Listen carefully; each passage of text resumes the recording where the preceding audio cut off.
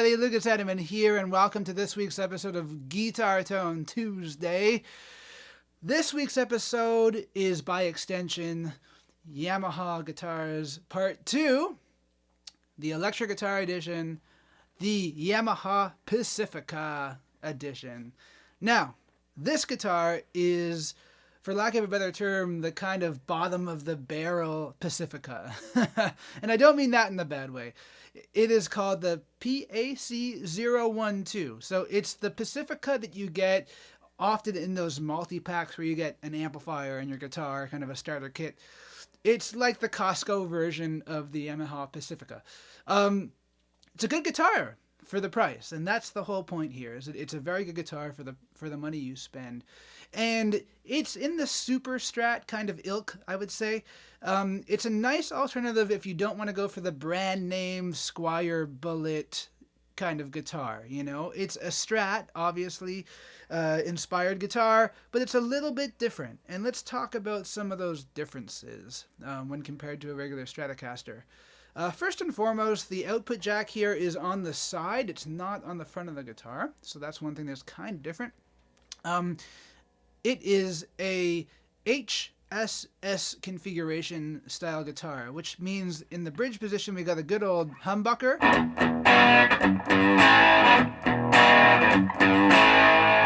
Whereas the other positions are single coil positions.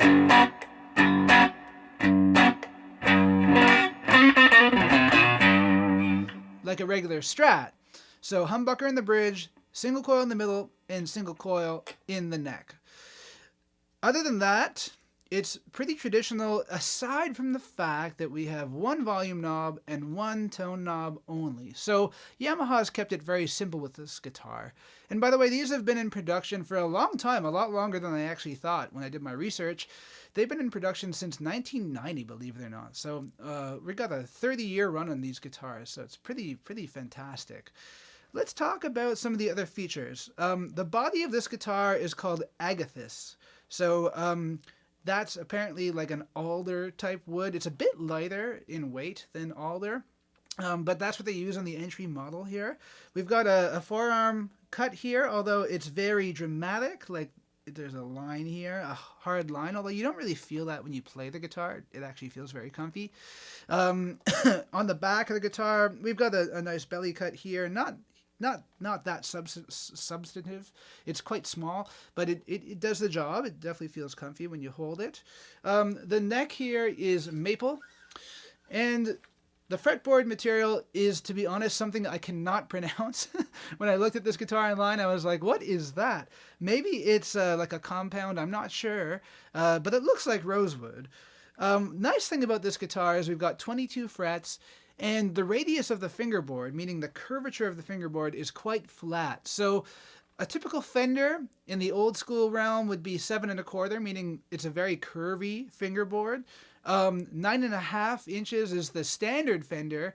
12 inches is a Gibson fingerboard, so even flatter, but not too flat. This one is right around 13 or 14 inch radius here on the fretboard. So it's a bit more modern, but it doesn't feel that different than a typical Gibson radius, I would say. If no one told me what this is, and by that I mean if the internet didn't tell me what the radius was on this fretboard, I would just think it was a 12-inch radius. So it feels flat, but not uncomfortable. Not like 16-inch like some of the shredder guitars. It's still comfy if you're used to a more kind of classic guitar. It's still comfy. The one thing on this guitar that I would say is kind of junky is the tuners. They're really hard. It's very hard to keep tune with these tuners. Other than that, it's a great guitar. And honestly, I would say that's the one thing. If you own one of these guitars, then upgrade the tuners because they are not that good. Now today I'm going Yamaha on Yamaha. I'm plugged into my good old Yamaha JX30 amp. And I was thinking, let's hear some clean sounds, okay? So here is the bridge pickup all by itself.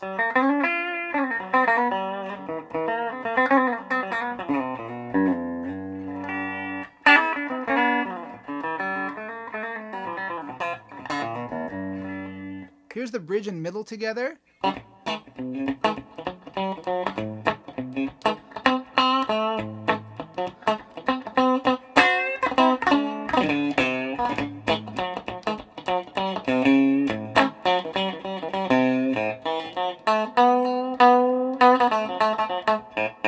So decent quack, even though we have a humbucker and a single coil together. Here is the middle pickup all by its lonesome.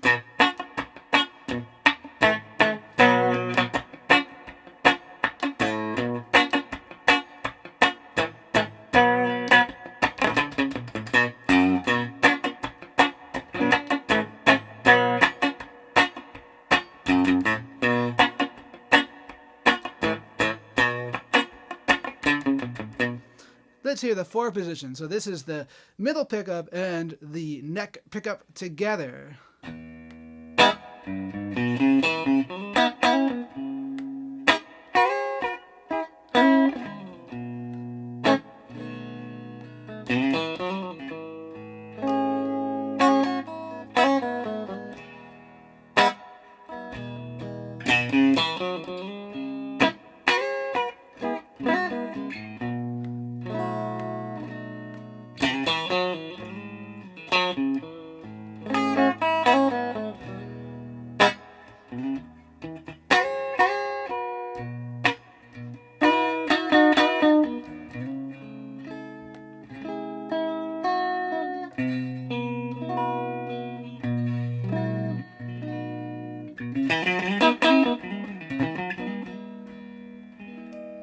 Sorry, I got a little lost in that one.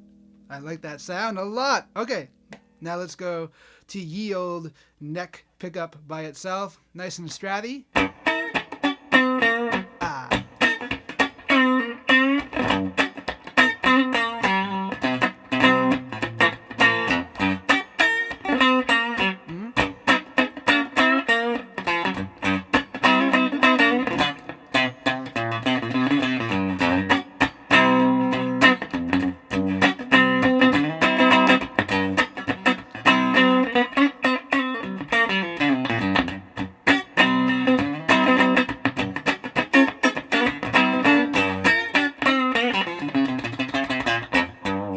Let's hear them all with some overdrive, courtesy of the only boutique thing that I have on right now, or that I'm turning on right now. This is the Kingsley Minstrel overdrive pedal. It's like a $500 overdrive pedal, but man, it sounds good. So let's just hear that. Let's go through all the positions here.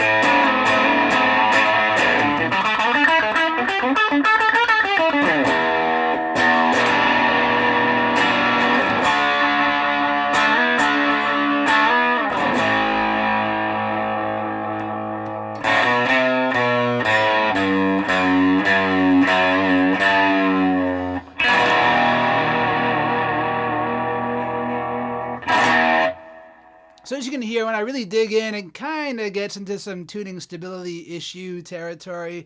But that's kind of par for the course when you're talking about a guitar at this price point. Very cheap guitar. But, you know, again, with some upgrades, it would be a fantastic player, and you could take this out and gig it no problem. The biggest thing, really, is these tuning machines. They need to go if you're a professional guitar player. But if you're looking for your first guitar that's going to be a decent player, that's going to feel good in the hand, you know, it's great. It doesn't hold me back in any way, shape, or form. Just tuning machines if you want to take this out and gig it. That's the only thing I would say. But please let me know, have you played a Pacifica guitar by Yamaha? Did you get your electric guitar start on one of these great instruments? That's it for this week. We will see you guys and girls again next Tuesday.